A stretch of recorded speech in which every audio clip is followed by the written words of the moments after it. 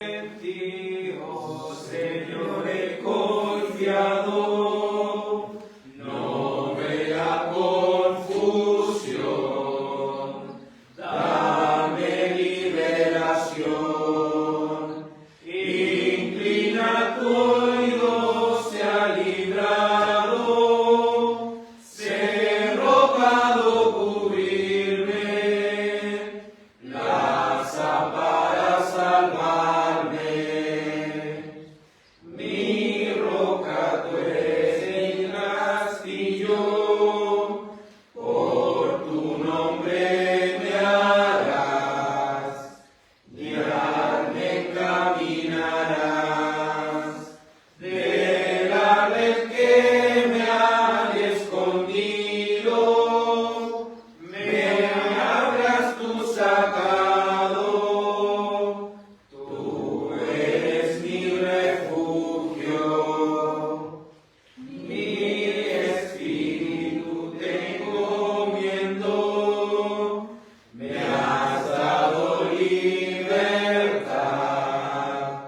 Jehová Dios de verdad.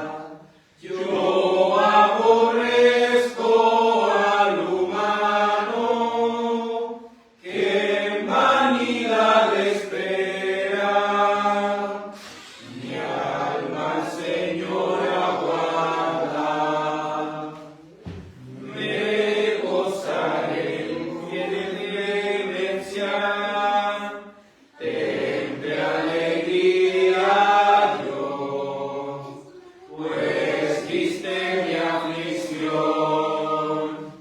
Mi alma conociste la angustia, y al trueno me entregaste, anchura me sacaste. Oh Jehová, estoy en angustia, apiádate de mí, del dolor consumí, mi cuerpo y alma y aun mi vista, gasta el dolor mi vida, mis años se expiran, toda mi fuerza he caído por mi iniquidad, mis huesos en verdad se han totalmente consumido, todos me escarnecen, los que me ven me huyen. Cuán muerto he sido olvidado, cuál vaso roto fui, mucha calumnia oí, miedo alrededor ha habido, y contra mí consultan, aún también planean. Mas yo, Jehová, en ti confío, y que eres mi Dios, en tu mano estoy yo. Líbrame de mano de impío, soy tu siervo y me postro, que brille en mí tu rostro. Sálvame, Dios, por tu clemencia, no tenga confusión, te invoque en contrición. Sean los impíos la vergüenza, en Sion los falsos mudos, sean el antiguo y duro. Grande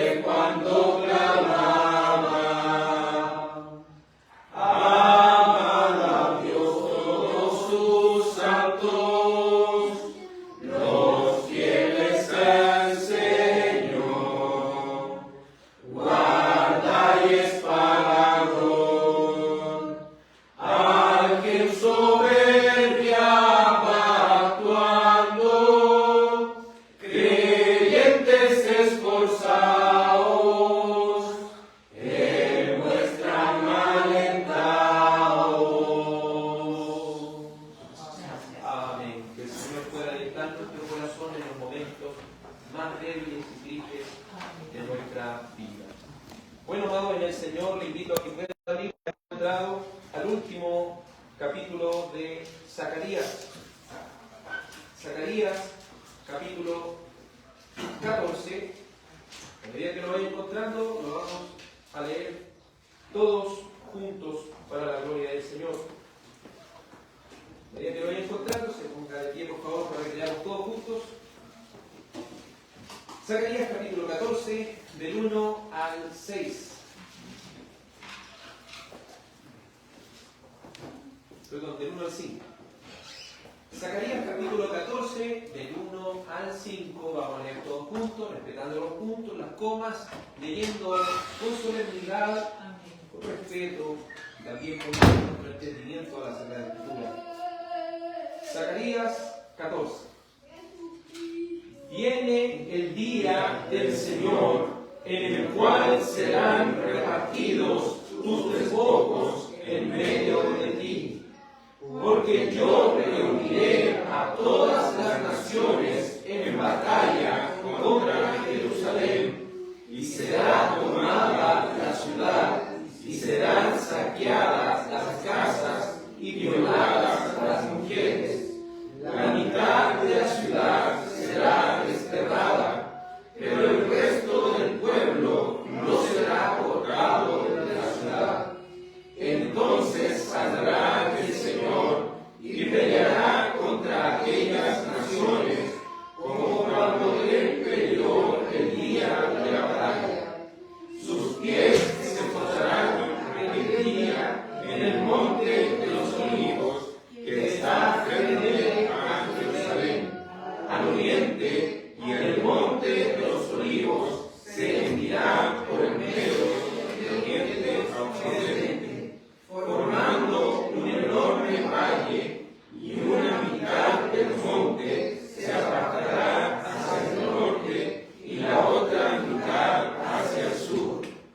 Ustedes huirán al valle de los montes, porque el valle de los montes llegará hasta Sal.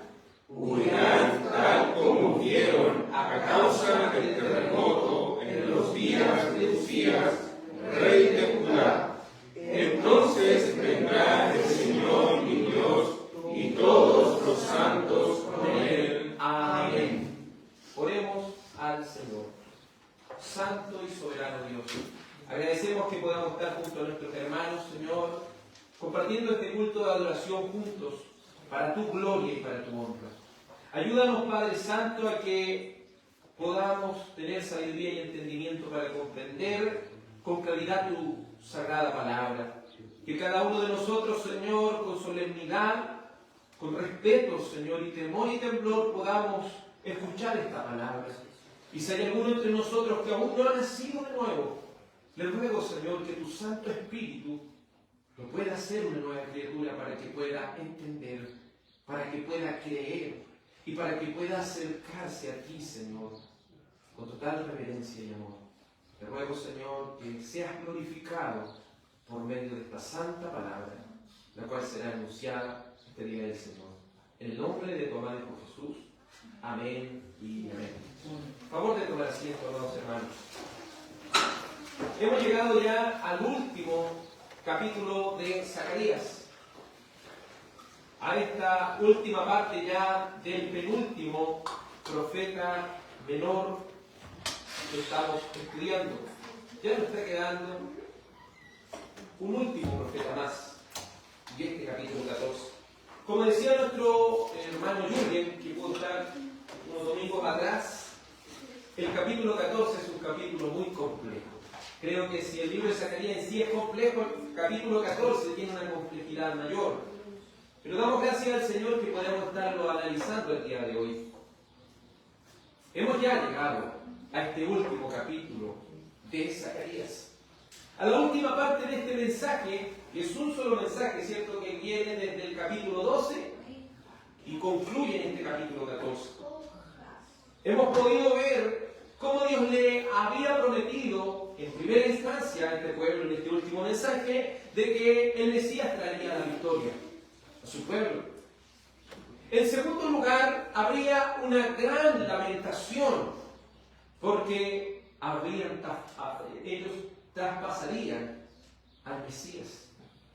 Pero no todo sería lamentación, sino que vimos en última instancia, los domingos anteriores, de que Dios sería para ellos una fuente abierta, una fuente de limpieza y de purificación para su pueblo. Porque Dios purificaría a su pueblo y raería el nombre de los ídolos. Y no solo eso, sino que los purificaría de todos sus pecados también, erradicando a los falsos profetas. De tal manera que esos falsos profetas ya nunca más querían profetizar, porque el castigo que estaban recibiendo era muy grande. Por último, el Señor refinaría a su pueblo a tal punto que quedaría solamente la tercera parte. ¿Y qué es lo que nos quiere comunicar eso? Que dentro de la iglesia visible, Dios también por medio del sufrimiento, por medio de la prueba, purga a su iglesia, para que pueda en el fin irse definiendo quién es el que sirve a Dios y quién es el que no lo hace. Por último, hoy veremos en este capítulo 14 propiamente tal lo que es el día de Jehová y sus implicaciones. Estaremos tratando todo este capítulo 14 en esa solo título, si lo podríamos decir, el día de Jehová y sus implicaciones. Estaremos viendo en este capítulo 14 del verso 1 al 20 que el Señor viene a un pueblo indefenso. En segundo lugar, veremos que el Señor viene para traer liberación a su pueblo. En tercer lugar, veremos que el Señor vendrá para traer beneficios a su pueblo. Y por último, del verso 12 al 20, analizaremos los siguientes domingos que el Señor viene trayendo juicio también sobre los infieles. Vamos ya a la primera parte, Zacarías 14:1. Parte diciendo: viene el día del Señor. Cuando hablamos del día del Señor, hablamos del día que le pertenece a Él. Y ese día que le pertenece a Él, Él traerá consigo la consumación de su reino, que ya en la primera venida de Cristo, Él había inaugurado.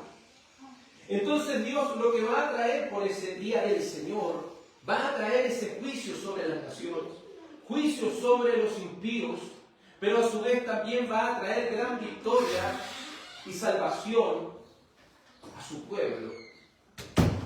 Todo eso a grandes rasgos encierra lo que es este día del Señor. Pero este día del Señor, dice, viene el día del Señor, en el cual serán repartidos tus despojos en medio de ti. Es decir, quiere aquí el profeta concordar con lo que antes la palabra del Señor ya había dicho por Sofonías, porque el israelita pensaba que solamente este juicio, en grandes rasgos, venía solamente sobre las demás naciones, pero no sabía, en el fondo, que también todo este día del Señor traería esa diferencia para, dentro de la iglesia visible, quitar todo aquello que no pertenece al nuevo pacto. Quitar todos aquellos que con hipocresía siguieran estando inmersos dentro del pueblo de Dios cuando aún no habían nacido de nuevo. Dios marcaría esa diferencia. Este día del Señor vendría sobre un pueblo que estaría indefenso, humillado a tal punto de que ese día del Señor viene en un momento en el cual se están repartiendo los despojos, se están repartiendo lo que son estas riquezas, este botín que los enemigos del pueblo de Dios habían hecho de Israel. Es decir, la venida del Señor no va a venir en un punto en el cual la iglesia va a gozar de una gran prosperidad, sino que va a venir en un momento en el cual los enemigos de Dios tengan cercado a su pueblo, lo tengan de alguna manera amedrentado, pero no mermado. Eso sí debemos entenderlo. Este pueblo está en una situación difícil en esta venida del Señor, porque aún en sus propias narices están repartiendo. Esa es una señal de humillación tremenda, porque dejaron a unos vivos para repartirse entre ellos los bienes que le pertenecían a ellos. El Señor viene en primer lugar. Este día del Señor viene sobre un pueblo indefenso. Recordemos lo que Zacarías 13:8 decía: y sucederá en toda la tierra, declara el Señor, que 2 partes serán cortadas en ella y perecerán, pero la tercera parte quedará en ella. Y meteré la tercera parte en el fuego, los refinaré como se refina la plata, y los probaré como se prueba el oro. Invocarán mi nombre y yo les responderé. Diré: ellos son mi pueblo y ellos serán mi Dios. Y ellos me dirán, el Señor es mi Dios. Entonces vemos que viene este sufrimiento al pueblo de Dios para también marcar la diferencia entre el que sirve a Dios y entre aquel que no lo hace. Para también poder de alguna forma quitar todos aquellos que están inmersos dentro del pueblo de Dios, cuando en realidad solamente son creyentes nominales, es decir, creyentes de nombre. Sabemos que para que una persona pueda tener una fe salvadora, ¿qué es lo que debe poseer? Un nuevo nacimiento. Si una persona no nace de nuevo, no puede creer, no tiene la capacidad de creer. No tiene la capacidad de temer a Dios, no tiene la capacidad ni siquiera de entender las cosas. Entonces el Espíritu Santo es muy importante. Por eso aquellas personas que pretenden servir al Señor con sus propias fuerzas no llegarán lejos. Aunque como Judas pudiesen estar y pasar piola, como podríamos decir en buen chileno, al Señor no lo podrán engañar. Por eso a lo largo de la historia la Iglesia ha sufrido diferentes persecuciones y hasta el día de hoy la Iglesia sigue siendo perseguida. Pero si hay algo que la persecución deja y pone en evidencia, es que de alguna forma purga la Iglesia, la limpia de todos aquellos que no quieren servir al Señor verdaderamente, de todos aquellos que quieren solamente aparentar que son del Señor cuando en realidad no lo son. Este día será un día difícil. Sigue el verso 2: porque yo reuniré a todas las naciones en batalla contra Jerusalén, y será tomada la ciudad, y serán saqueadas las casas, y violadas las mujeres. La mitad de la ciudad será desterrada, pero el resto del pueblo no será cortado de la ciudad. Entonces, el momento en el cual se va a encontrar el día del Señor, este pueblo de Dios, es asediado de alguna forma. De alguna forma, este pueblo de Dios va a estar acorralado por las naciones, a tal punto que infligirán algún tipo de sufrimiento y dolor al pueblo de Dios. Imagínense, serían saqueadas sus casas, sería tomada la ciudad, serían violadas sus mujeres. Es decir, el pueblo de Dios sufriría un gran dolor. Y es lo que muchos hoy, hermanos, no podemos tapar la vista y solamente llevar la persecución de la Iglesia a siglos anteriores. También debemos decir que hay muchos hoy en día, muchas naciones que están cristianos ahí, siendo perseguidos, siendo atormentados, siendo asediados.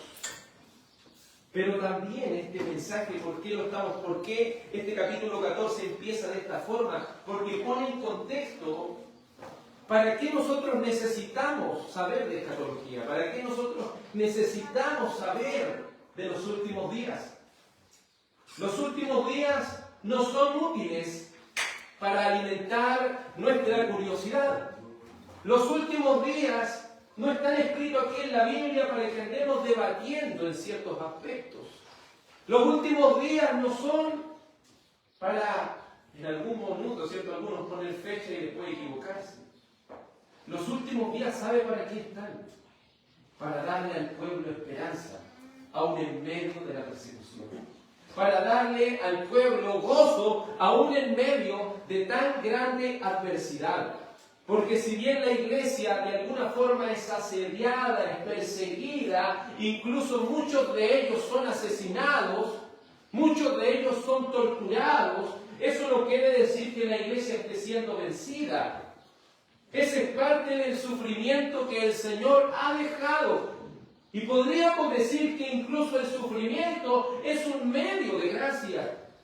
Es un medio en el cual Dios reparte de su gracia para que nosotros podamos de alguna manera ser edificados. El sufrimiento Dios lo permite para su gloria.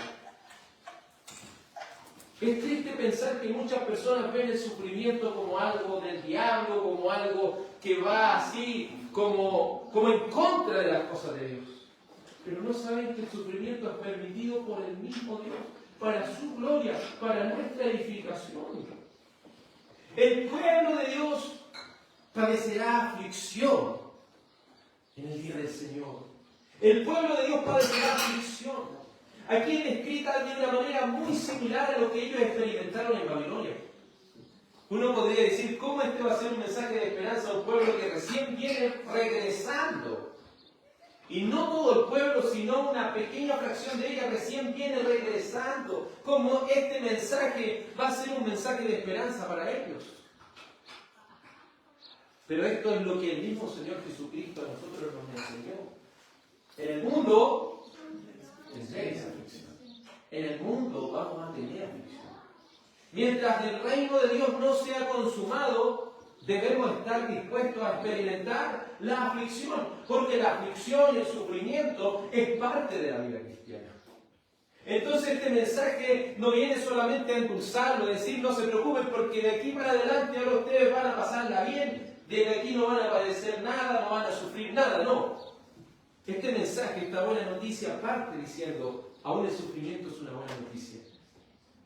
Porque hace que el sufrimiento, hace que muchas veces se muestre a personas indefensas. ¿Y por qué necesitamos ser indefensos? ¿Por qué Dios necesita derribar esas murallas? ¿Por qué Dios necesita derribar esa fortaleza, esa resiliencia que muchas personas creen tener? Para que podamos reconocerlo a Él, para que podamos buscarlo a Él. Es en el sufrimiento donde vemos más cerca a nuestro Dios. Es en el sufrimiento donde aprendemos a depender de Dios, porque cuando ya nada nos puede ayudar, cuando nada de alguna manera nos puede mitigar nuestro dolor, ¿a dónde terminamos recurriendo? Incluso el corazón corrupto, incluso el corazón muerto en delitos y en pecados, de una u otra forma cuando experimenta el sufrimiento, desea buscar la deidad. Hay un terremoto y al tiro inmediatamente la gente, algunos claman, algunos hacen algún tipo de cosas sabiendo, ¿cierto? Que obviamente esto no van a seguir, pero sí hay algún tipo de acercamiento. Hay algo de alguna forma dentro del hombre que lo hace reconocer que depende de Dios. Pero nosotros como cristianos no debemos ver el sufrimiento como algo perjudicial para nuestra vida. El sufrimiento es de gran beneficio para nuestra vida, porque tiene como fin purificar la iglesia, tiene como fin limpiarla, tiene como fin edificarla. El pueblo de Dios padecerá aflicción. Como le digo, pareciera ser una nota desalentadora para todo lo que ellos han vivido hasta ese momento en los tiempos de Zacarías. Recuerden que en los tiempos de Zacarías ellos estaban regresando del exilio, se les estaba mandando que reconstruyan el templo, tenían muy poca materia prima para poder hacerlo al nivel de lo que hizo Salomón. Eran una provincia romana, eran una provincia medo-persa, la cual no era independiente. Y Dios le estaba haciendo grandes promesas por medio de Zacarías, pero dentro de esas promesas les prometió el sufrimiento. Sofonías, capítulo 1, verso 2 al 6, no nos dice algo diferente. Dice, eliminaré, esto es con respecto al día del Señor, Sofonías 1, 2 al 6, eliminaré por completo todo de la superficie de la tierra, declara el Señor. Eliminaré a los hombres y animales, eliminaré a las aves del cielo y los peces del mar, y haré tropezar a los impíos. Exterminaré al hombre de la superficie de la tierra, declara el Señor. Extenderé mi mano contra Judá y contra todos los habitantes de Jerusalén. Exterminaré en este lugar el remanente de Baal y los nombres de los ministros idólatras con todos sus sacerdotes. Exterminaré a los que se postran en las terrazas ante el ejército del cielo, y los que se postran y juran por el Señor y juran también por Milcom. A los que han dejado de seguir al Señor, y a los que no han buscado al Señor ni le han consultado. Entonces se fija que el día del Señor, ese día en el cual la iglesia es asediada, ese día en el cual las naciones rodean, intentan de alguna forma destruir a la iglesia, aunque nunca pueden hacerlo, tiene el propósito de limpiar aún al pueblo de Dios. ¿Usted cree que una persona que no ha nacido de nuevo estará dispuesta a dar su vida por creer en el Evangelio del Señor? A recibir azotes, a recibir mucho sufrimiento, solamente por creer en el Señor. Sabemos, ¿cierto?, que nuestra respuesta puede ser rápidamente no, pero incluso el corazón perverso y humano pudiera llegar a ser. Pero lo que esta parte del mensaje quiere decirnos es que el Señor no solo traerá la destrucción a los enemigos de su pueblo, no solo traerá destrucción a las demás naciones, sino que también utilizará el sufrimiento para, como dijimos la vez pasada, para que el juicio comience por la casa de Dios, para que se pueda marcar esa diferencia. ¿Y por qué es importante que esa diferencia se marque entre aquellos que están verdaderamente en el nuevo pacto y entre aquellos que no lo están y que creen estarlo? ¿Por qué es importante? Porque que una persona pueda entender que no está en el nuevo pacto y que estaba equivocada en pensarlo, puede de alguna forma esta persona humillarse al Señor. Puede ser confrontado al conocer su realidad, porque no quisiéramos ninguno de nosotros llegar a aquel día y decir: Señor, Señor, en tu nombre hicimos esto, en tu nombre hicimos esto otro, pero el Señor le diga: yo no los conozco.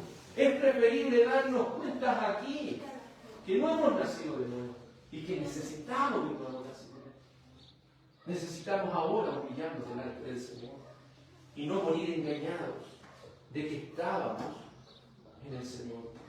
Dios utiliza el sufrimiento para limpiar su pueblo, pero todo esto va a resultar en victoria.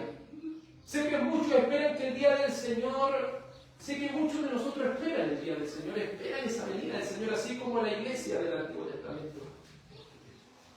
Yo sé que esperamos esa venida del Señor, pero quiero que te haga esta pregunta: ¿estás en el nuevo pacto?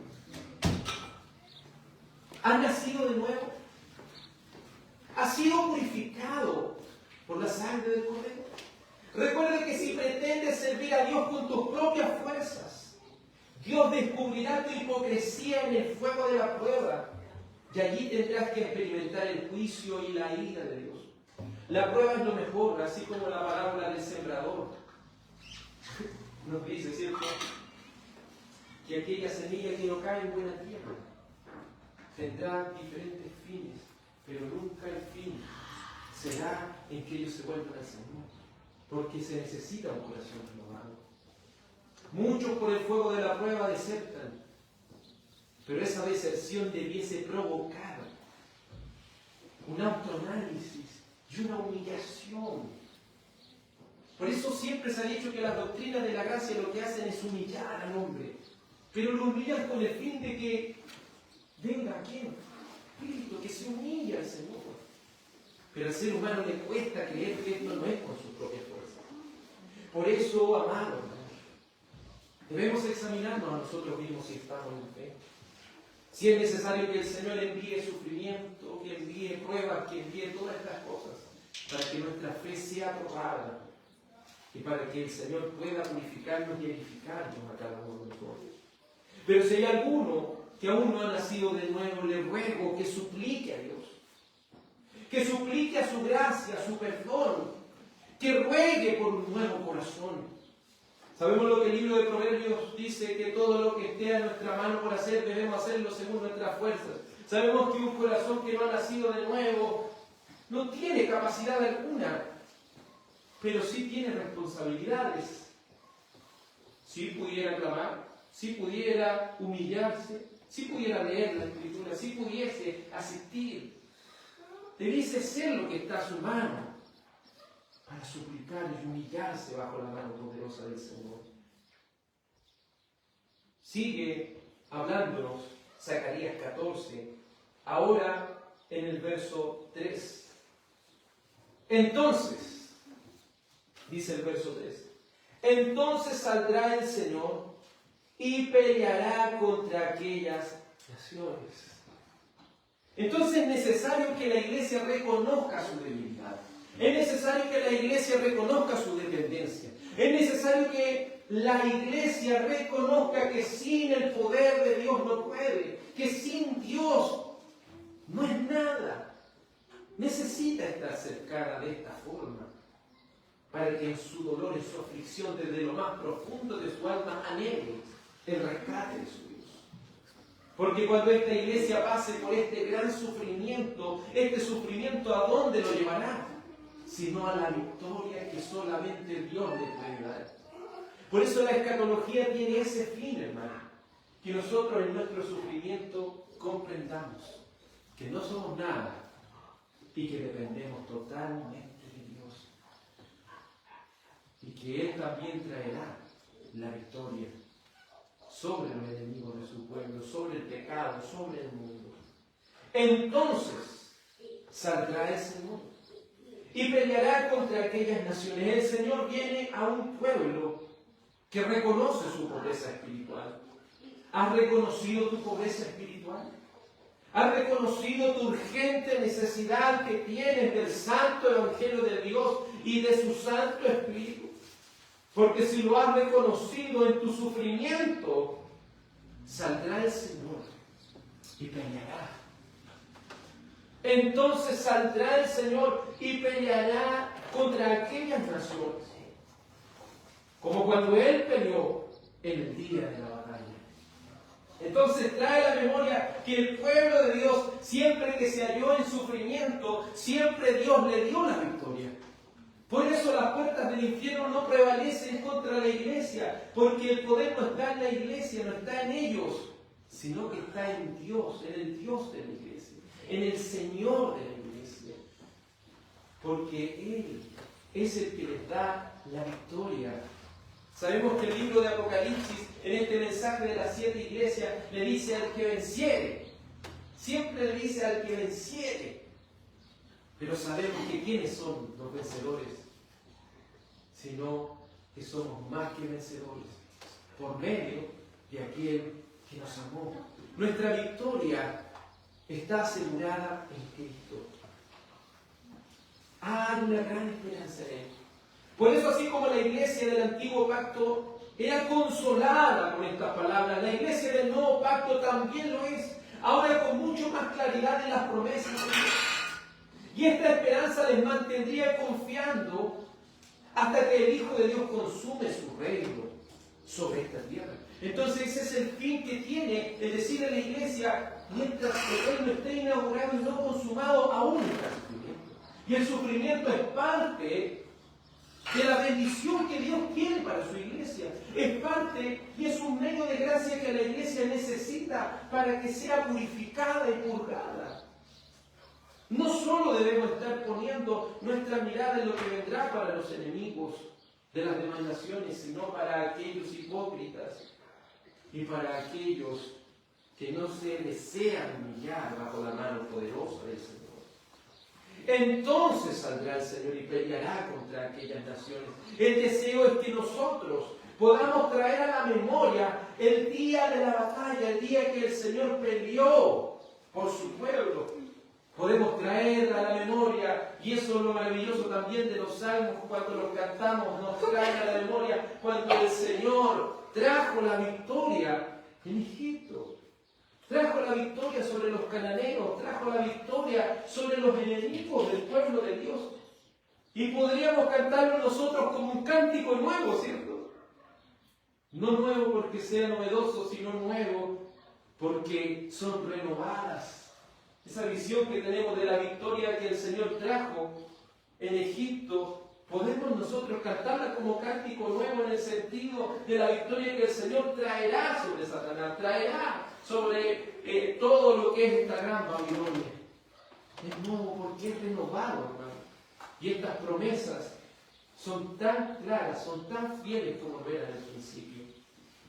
Entonces saldrá el Señor y peleará contra aquellas naciones. Como cuando Él peleó el día de la batalla. Entonces para ellos era algo grande esto, porque recuerden que ellos vienen de Babilonia, vienen regresando, como les digo, no tienen muchos recursos, no son independientes como nación. Y le dice, así como el Señor peleaba por ustedes antes, Él también va a pelear por ustedes. El día del Señor va a pelear por ustedes. Así como eran esas maravillas en la antigüedad, así lo va a hacer el Señor. ¿Y quién lo va a hacer? Si no su Mesías. Recordemos que en los capítulos anteriores nos estaba mostrando que quien vendría era el Mesías, el cual no solo vendría a purificar a su pueblo como sacerdote, sino que también vendría como Rey de Reyes y Señor de Señores, a triunfar y a traer la victoria a su pueblo. Hay esperanza en Él. Hay esperanza en el Santo Hijo de Dios. Hay esperanza que cuando Él consume su reino sobre esta tierra, Él traerá la victoria, traerá la paz a su pueblo.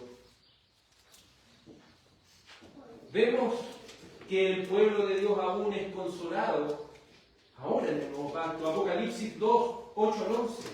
Muchos olvidan el propósito de Apocalipsis, tal como estamos viendo aquí en Zacarías. El propósito es mantener al pueblo confiado en su Señor en medio de la aflicción que su pueblo experimenta a lo largo también de la historia y también en el día final. Apocalipsis 2, 8 al 11 dice, escribe al ángel de la iglesia en Esmirna, el primero y el último, el que estuvo muerto y ha vuelto a la vida. Dice esto, yo conozco tu tribulación y tu pobreza, pero tú eres rico. Y la blasfemia de los que dicen ser judíos y no lo son, sino que son sinagoga de Satanás. No temas lo que vas a sufrir. Yo te digo que el diablo echará a algunos de ustedes en la cárcel para que sean probados y tendrán tribulación por 10 días. Sé fiel hasta la muerte y yo te daré la corona de vida. El que tiene oído oiga lo que el Espíritu dice a la iglesia. El vencedor no sufrirá daño de la muerte segunda. Entonces esto nos está introduciendo también en Apocalipsis a entender que el motivo de escribir Apocalipsis es para consolar al pueblo de Dios en medio de la gran persecución, en medio de la gran aflicción. No es para alimentar nuestra curiosidad de lo que vendrá, sino es para que nuestro corazón se mantenga confiando hasta la misma muerte. Dios, así como a la iglesia del antiguo pacto, aquí en Zacarías, le está prometiendo que va a venir ese sufrimiento. Así también a la iglesia del nuevo pacto en Apocalipsis le dice, ustedes están sufriendo y van a seguir sufriendo. Pero aquellos que vencen no recibirán daño de la muerte segunda o del juicio final. Sé fiel hasta la muerte. Entonces el mensaje que aquí Zacarías está dando, el mensaje que también Apocalipsis nos da, es que nos mantengamos fieles a Dios. Nos mantengamos confiando en sus santas promesas, porque Él traerá la consumación de su reino. Y eso nosotros no lo debemos obviar. Eso nosotros no lo debemos pasar por alto. Qué bendita esperanza la que Dios tiene para su pueblo en medio del dolor. Y la aflicción que sufrirá esta iglesia de Dios hasta que se consume el reino de Dios. Porque hasta que el reino de Dios sea consumado en esta tierra, la iglesia todavía experimentará sufrimiento. Todavía experimentará todo esto. Y sabemos que en el fin también la va a experimentar. Pero, ¿quién vendrá a defender a su iglesia? Si no el mismo Mesías, si no nuestro Señor y Salvador Jesucristo. El cual este mismo libro de Zacarías nos dice que vendrá de la siguiente forma, en verso 3, entonces saldrá el Señor, el Dios del pacto, el Dios que es fiel, y peleará contra aquellas naciones como cuando él peleó el día de la batalla. Sus pies se posarán aquel día en el monte de los olivos, que está enfrente a Jerusalén al oriente, y el monte de los olivos se hendirá por medio de oriente a occidente, formando un enorme valle, y una mitad del monte se apartará hacia el norte y la otra mitad hacia el sur. Es precioso, amado hermano, meditar cómo fue también para nuestro Señor Jesucristo importante este monte de los olivos y cómo esto lo conecta inmediatamente con nuestro Señor Jesucristo, el cual peleará por su pueblo, el cual es el Rey de reyes y Señor de señores, el cual es el protector de su pueblo. Vemos esto cómo se conecta de manera muy precisa y muy grande con lo que acontece en Apocalipsis 20, del 7 al 10, el cual dice: cuando los 1000 años se cumplan, Satanás será soltado de su prisión y saldrá a engañar a las naciones que están en los 4 extremos de la tierra, a Gog y a Magog, a fin de reunirlas para la batalla. El número de ellas es como la arena del mar. Y subieron sobre la anchura de la tierra, rodearon el campamento de los santos y la ciudad amada. Pero descendió fuego del cielo y los devoró, y el diablo que los engañaba fue arrojado al lago de fuego y azufre, donde también estaba la bestia y el falso profeta. Y serán atormentados de día y de noche por los siglos de los siglos. Usted podrá decir, y quizá una persona podrá preguntarse cómo estas cosas, esto de que el Señor nos prometa sufrimiento, aún hasta el fin de los días, aún hasta el fin de los tiempos, que el Señor le prometa sufrimiento a su iglesia, no para cualquiera, no sería algo alentador, para cualquiera no sería algo que pudiera producir gozo. Pero para aquellos que obviamente entienden lo que el Señor quiere decir, es un profundo gozo, porque el sufrimiento que estamos experimentando no se compara con el sufrimiento más grande que el pueblo de Dios puede experimentar. ¿Se fijan? El Señor dice: van a seguir sufriendo y van a llegar a un extremo de sufrimiento, de ser asediados a tal forma que sean rodeados como pueblo de Dios. Van a llegar a ese nivel. ¿Estamos pasando por sufrimiento hoy? Vamos a seguir sufriendo, pero ese sufrimiento es para la gloria de Dios. Ese sufrimiento lo que produce es paciencia. Nunca nos olvidemos de Santiago, capítulo 1, versículo 2. Tengan por sumo gozo cuando se hallen en diversas pruebas, sabiendo que la prueba de vuestra fe producirá paciencia. Y así sucesivamente trae grandes beneficios. La iglesia aún va a ser asediada al fin. ¿Se fija cómo esto mismo se conecta a lo que Zacarías está diciendo y lo que Apocalipsis está diciendo? La iglesia, sí, están pasando hoy como iglesia sufrimiento, están padeciendo persecución, pero déjame decirte que en el final de los tiempos eso va a seguir y eso va a ser grande. Pero si el Señor puede salvar a su iglesia y promete salvar a su iglesia del asedio inimaginable, del sufrimiento más grande que se puede experimentar, si el Señor es capaz de salvarnos, ¿no nos va a salvar ahora en el sufrimiento momentáneo? ¿No será acaso Él nuestro consuelo? Tanto la narración de Apocalipsis como la narración de lo que proféticamente Zacarías también está diciendo en el capítulo 14, concuerdan en estos puntos claros, 4 puntos claros. Que el Señor hace una aparición inminente, tanto, ¿cierto? Como aquí en Apocalipsis, lo vamos a ver un poco más adelante. El Señor, tanto en la narración de Zacarías como en la narración de Apocalipsis, habla de que el Señor Jesucristo hace su aparición de manera inminente. Muestra a un pueblo, en segundo lugar, rodeado por sus enemigos acérrimos. En tercer lugar, se ve que el pueblo no experimenta juicio. Y en cuarto lugar, que el Señor Jesucristo y su pueblo hacen una entrada triunfal al reino. Mire, sigamos leyendo lo que dice Zacarías 14.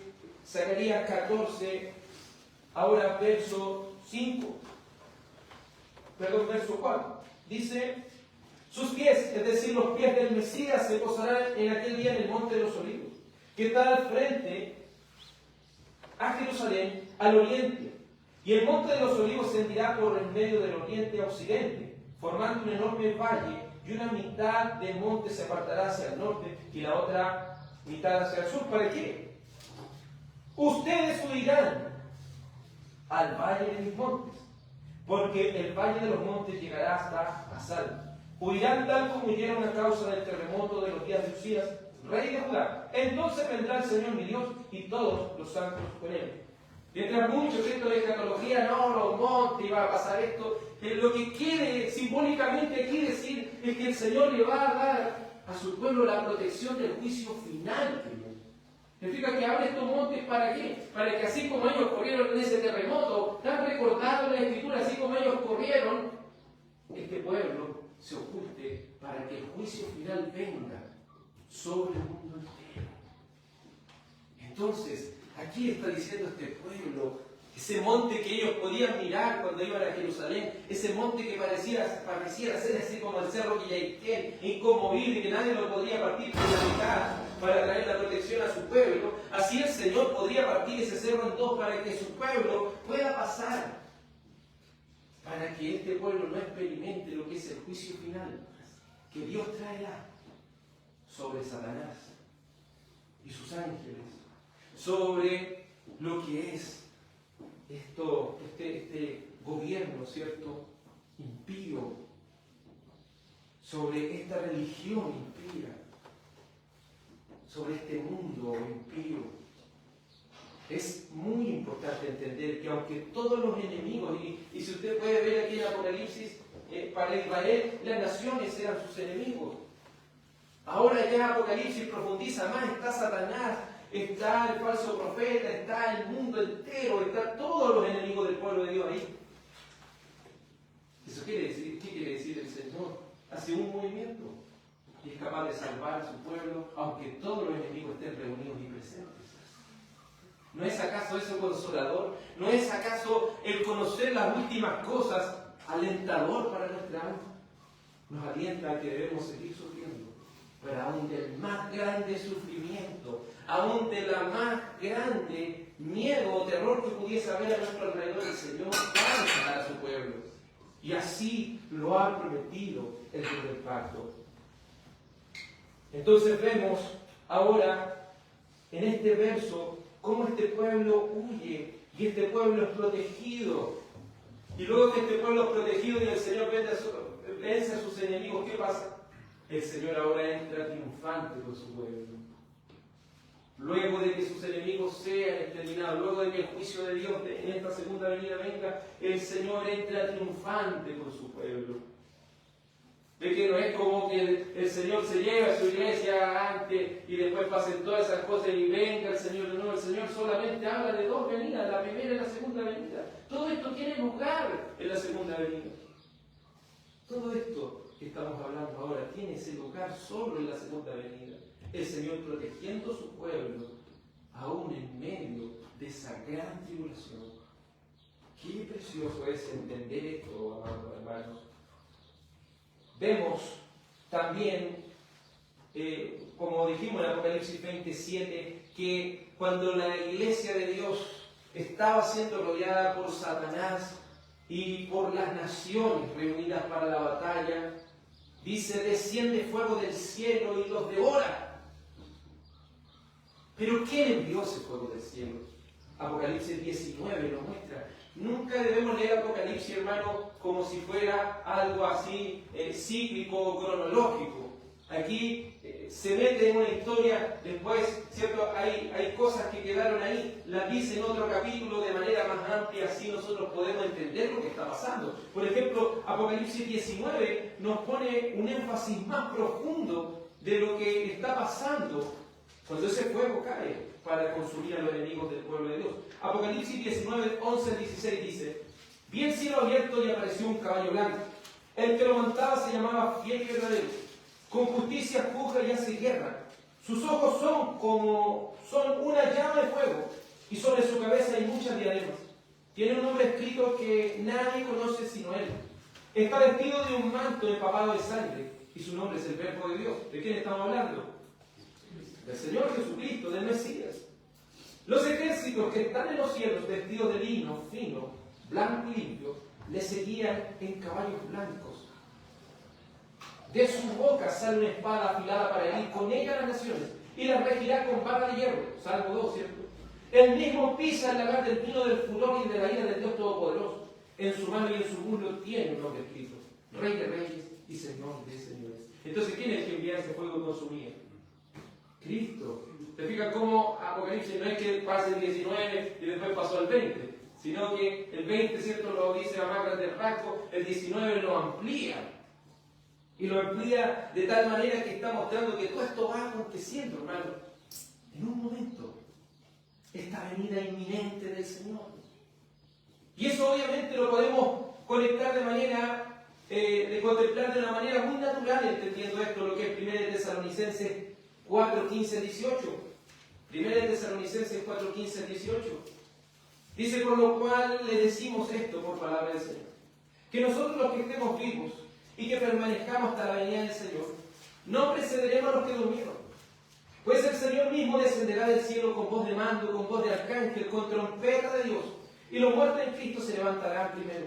Entonces nosotros los que estemos vivos y permanezcamos seremos arrebatados juntamente con ellos en las nubes, al encuentro del Señor en el aire, y así estaremos con el Señor siempre.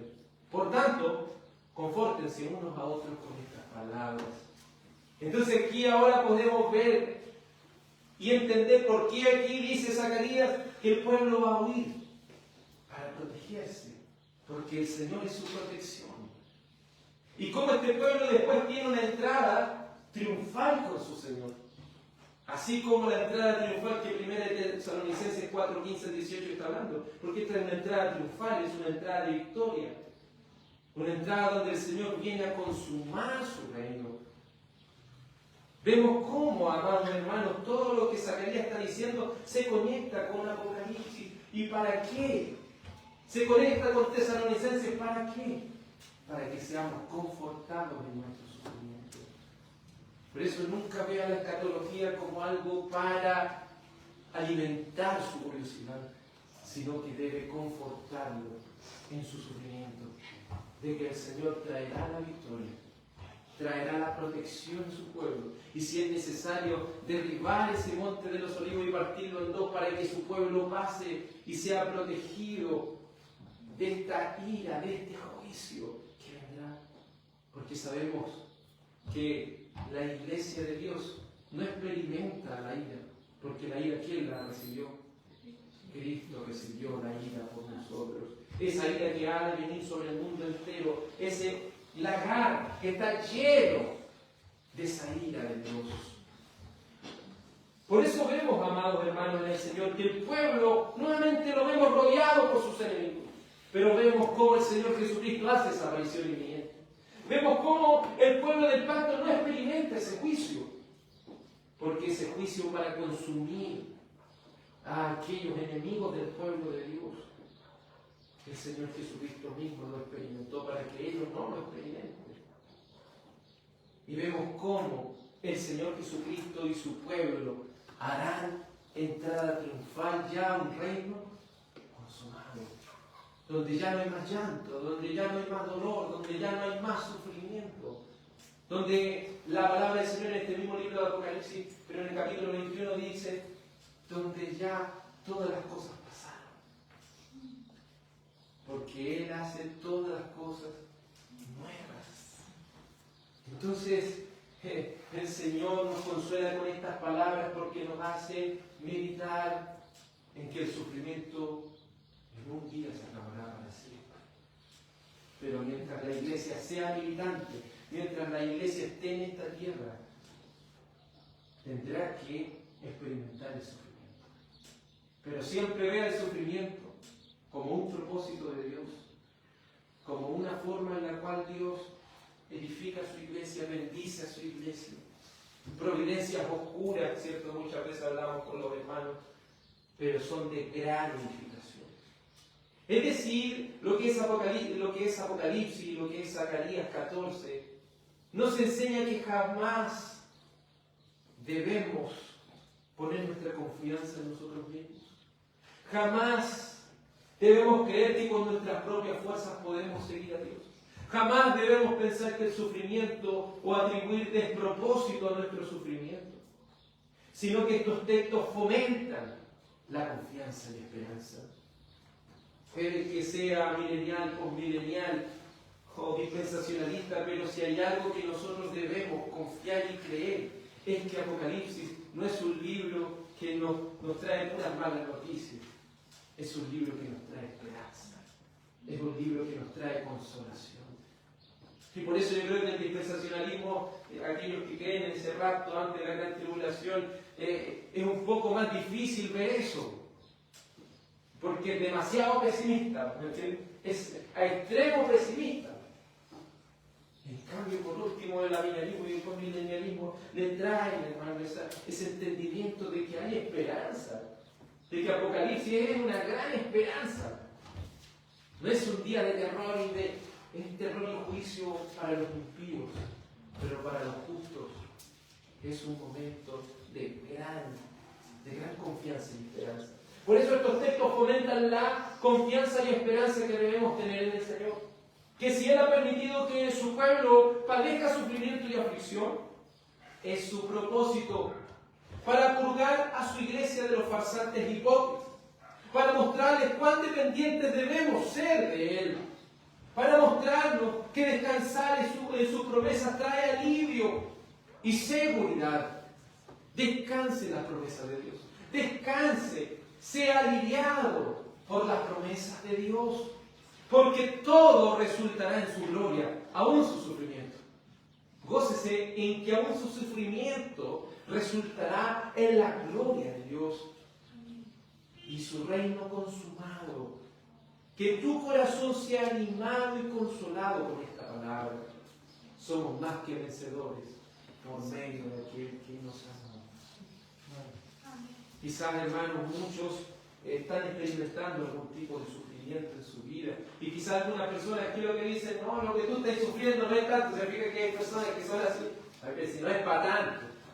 Pero es un sufrimiento que nosotros estamos viviendo. Es nuestro dolor. Pero no se autoflagele con ese dolor tampoco. Sino, descanse y sea consolado en las promesas de Dios.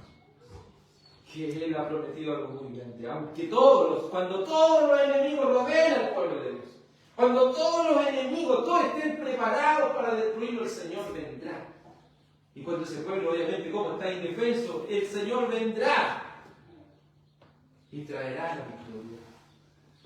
Que Dios te consuele por medio de las promesas. Oh iglesia militante, en tu aflicción te consuele Dios. Leamos todos juntos el Salmo 48 para cerrar lo que es este sermón del día del Señor. A medida que lo vayan encontrando, por favor, si puede ponerse de pie, para que leamos todos con confianza, con esperanza, lo que el Salmo 48 nos habla, de esta gran esperanza que podemos dar en Dios, aún en medio de nuestro sufrimiento.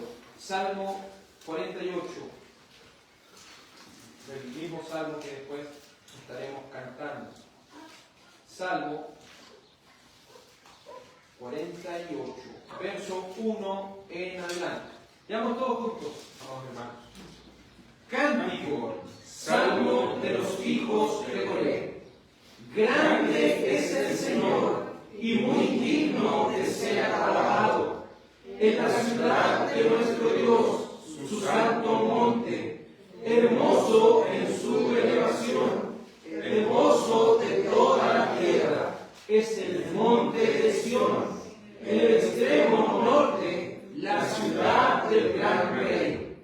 Dios en sus palacios se dio a conocer como baluarte, pues los reyes se reunieron, pasaron juntos, ellos la vieron y quedaron pasmados, se aterrorizaron y huyeron alarmados. Allí se apoderó de ellos un temblor, dolor como el de mujer que está de parto. Con el viento del este, tú destrozas las naves de Tarsis. Como lo hemos oído, así lo hemos visto. En la ciudad del Señor de los ejércitos, en la ciudad de nuestro Dios, Dios la afirmará para siempre. Será. Hemos meditado en tu misericordia, oh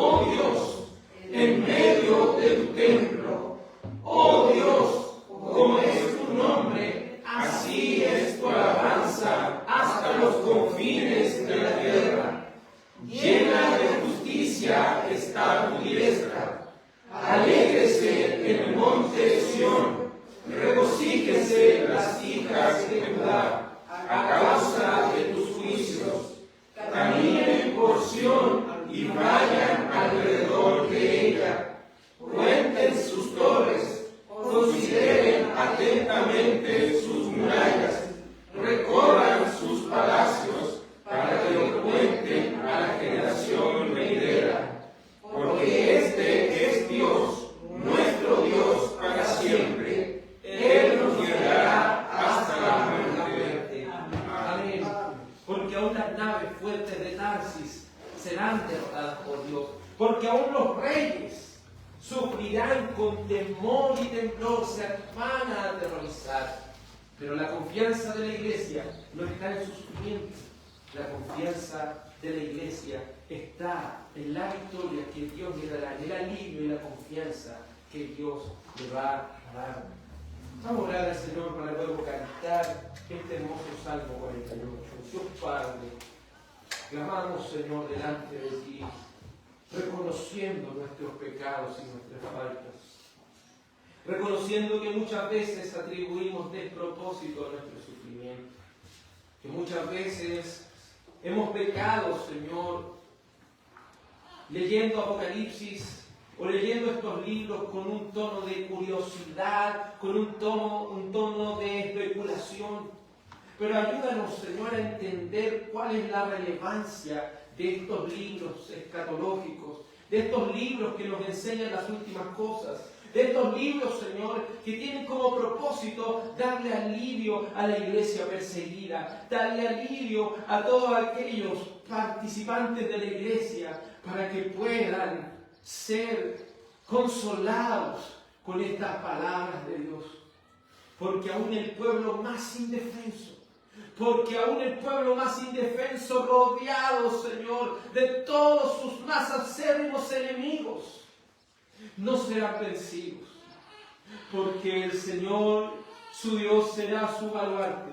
Porque el Señor, su Dios, les dará la victoria. Porque el Mesías, el Hijo de Dios, con su palabra, con esa espada aguda que sale para herir con ella las naciones, con esa vara de hierro, juzgará, Señor, a aquellas naciones que han despreciado este santo evangelio, que han despreciado al Rey de Reyes, que han despreciado esta buena noticia. Señor, si hay alguno entre nosotros que con hipocresía pretende servirte, oh Señor, repréndelo duramente, para que pueda con dolor y humillación venir al santo evangelio de Dios, para que puedas transformar, Señor, su corazón muerto en delitos y pecados, para que pueda así tener, Señor, fe, esperanza y confianza en tu santa palabra. Oh Señor, oh Dios de mi salvación, ten piedad, Dios amado, de aquellos que están entre nosotros hoy y no han nacido de nuevo. Tenga piedad, Señor, de Coltauco, de nuestra nación y del mundo entero. Oh Señor, háganos más diligentes en escudriñar las Sagradas Escrituras. Somos bienaventurados cuando leemos, Señor, tu palabra, y aún cuando leemos las últimas cosas, porque trae gran esperanza y gran consuelo de que tú vencerás, Señor, de que tú eres el Dios de los ejércitos, eres Jehová de los ejércitos, el Dios invencible. Gracias, Señor, por esta misericordia, en el nombre de Jesús. Amén.